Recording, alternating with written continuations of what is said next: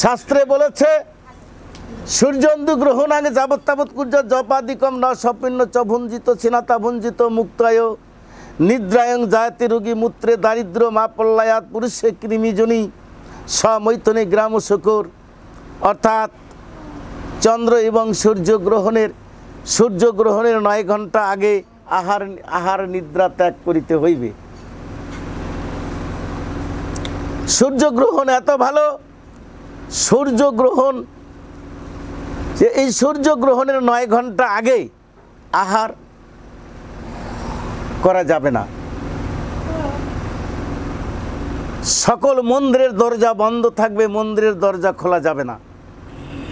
তাই সূর্যন্দু গ্রহণ আগে যাবৎ তাবৎ যে যাবৎ পর্যন্ত সূর্যগ্রহণ ছাড়িয়ে না গেছে এ তাবৎ পর্যন্ত মন্দিরের দরজা বন্ধ থাকবে আর আহার নিদ্রা করা যাবে না।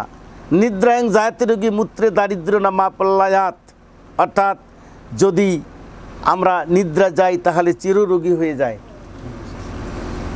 তাই নিদ্রায়ং জায়তে রোগী মূত্রে দারিদ্র মা পল্লায়াত, যদি আমরা এই সূর্যগ্রহণের 9 ঘন্টা আগ থেকে সূর্যগ্রহণ শেষ না হওয়া পর্যন্ত আমরা যদি মলমূত্র ত্যাগ করি তাহলে আমরা প্রতি জন্মে দরিদ্র হয়ে জন্মগ্রহণ করব। আমরা দরিদ্র হব সব দিকেই, শুধু ধন ঐশ্বর্য নয়, আমরা এই ভগবানের কথার থেকেও বঞ্চিত হয়ে যাব। সমৈথনে গ্রাম শুকর, চন্দ্র সূর্য গ্রহণের 9 ঘন্টা আগের মধ্যে যদি আমরা যদি স্ত্রী সঙ্গ করি তাহলে আমরা শুকুর হয়ে জন্মগ্রহণ করব। শুকুর হয়ে জন্মগ্রহণ করব, এটার থেকে আমাদেরকে সাবধান থাকতে হবে। আমরা যদি আহার করি আমরা নরকে বাস করব, আমাদের সর্পজনিতে জন্ম হবে। সূর্যগ্রহণ বা চন্দ্রগ্রহণ শেষ হয়ে গেলে সূর্যগ্রহণের আগ মুহূর্তে স্নান করিতে হইবে।